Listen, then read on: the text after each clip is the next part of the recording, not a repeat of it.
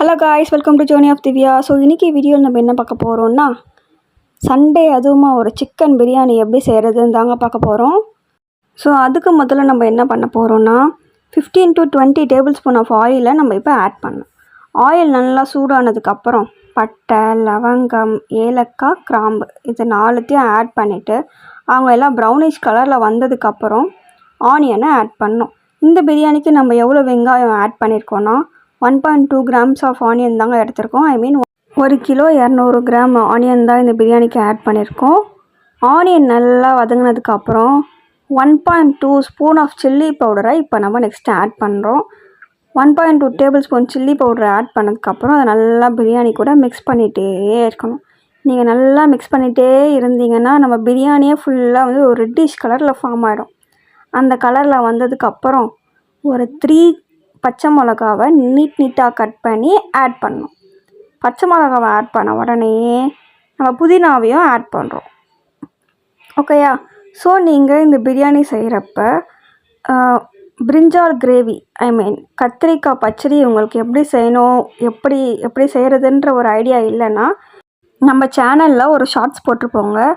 பிரிஞ்சால் gravy கத்திரிக்காய் பச்சடி எப்படி செய்கிறதுன்ற ஒரு ஷார்ட்ஸ் போட்டிருப்போம். நீங்கள் அதை செக் பண்ணி பார்த்தீங்கன்னா உங்களுக்கு யூஸ்ஃபுல்லாக இருக்கும்னு நினைக்கிறேன். ஒரு 3 பச்சை மிளகாவை நீட்டாக கட் பண்ணி ஆட் பண்ணதுக்கப்புறம் 1 லிட்டர் தயிரை நம்ம ஆட் பண்ணுறோம். இந்த பிரியாணிக்கு நம்ம 1 லிட்டர் தயிர் தாங்க எடுத்திருக்கோம். கர்ட் நம்ம ஆட் பண்ணி நல்லா மிக்ஸ் பண்ணதுக்கப்புறம் நெக்ஸ்ட்டு நம்ம என்ன பண்ணுறோன்னா தக்காளியை ஆட் பண்ணுறோம். இந்த பிரியாணிக்கு நம்ம வந்து 1.2 grams ஆஃப் தக்காளி தாங்க நம்ம எடுத்திருக்கோம். ஸோ அந்த தக்காளியை ஆட் பண்ணிவிட்டு அவனையும் நல்லா வதக்கி விட்டுட்டே இருக்கணும். அவனை நல்லா வதக்கி விட்டுட்டே இருக்கிறதுக்கப்புறம் நம்ம சால்ட்டை இப்போ ஆட் பண்ணிக்கணும். ஸோ நாங்கள் இந்த பிரியாணிக்கு ஒரு 2 டேபிள் ஸ்பூன் தாங்க இப்போ ஆட் பண்ணிக்கிறோம். உங்களுக்கு எவ்வளோ சால்ட் தேவையோ அதுக்கேற்ற மாதிரி நீங்கள் ஆட் பண்ணிக்கோங்க. சால்ட் ஆட் பண்ணி நல்லா மிக்ஸ் பண்ணதுக்கப்புறம் ஒரு 3 tablespoon of ginger garlic பேஸ்ட்டை இப்போ ஆட் பண்ணிக்கிறோம். ஒரு 3 டேபிள் ஸ்பூன் இஞ்சி பூண்டு விழுதை ஆட் பண்ணிவிட்டு அவனை நல்லா மிக்ஸ் பண்ணிவிட்டு இப்போ நாம் சிக்கனை ஆட் பண்ணோம். இந்த பிரியாணிக்கு நம்ம எவ்வளோ சிக்கன் எடுத்திருக்கோன்னா 3 kg சிக்கன் தாங்க எடுத்திருக்கோம்.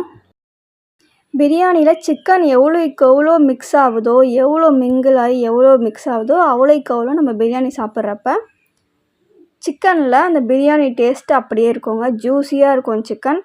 ஸோ எவ்வளோக்கு எவ்வளோ நீங்கள் பிரியாணியில் சிக்கனை நல்லா மிக்ஸ் பண்ணிகிட்டே இருக்கீங்களோ அவ்வளோக்கு எவ்வளோ உங்களுக்கு பிரியாணி நல்லா டேஸ்ட் கொடுக்குங்க.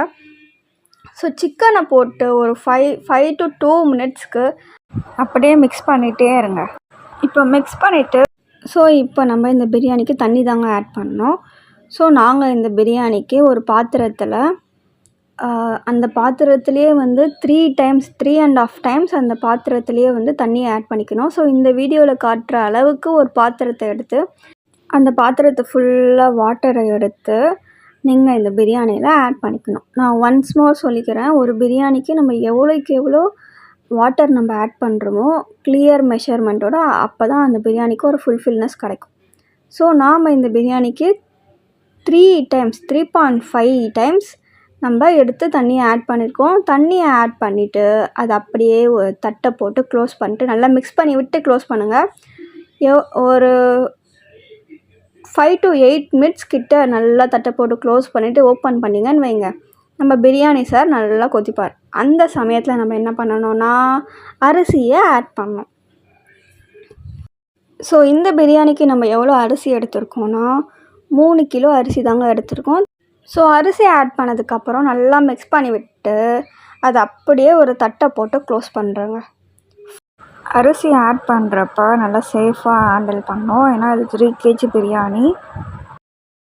ஒரு 5 minutesக்கு அப்புறம் ஓப்பன் பண்ணி ஒரு 3 லெமனை கட் பண்ணி அந்த 3 லெமனோட ஜூஸை ஆட் பண்ணிவிட்டு நல்லா மிக்ஸ் பண்ணி விட்டுட்டு சால்ட் எவ்வளோ தேவையோ எல்லாம் ஆட் பண்ணிவிட்டு அகெயின் க்ளோஸ் பண்ணுங்க.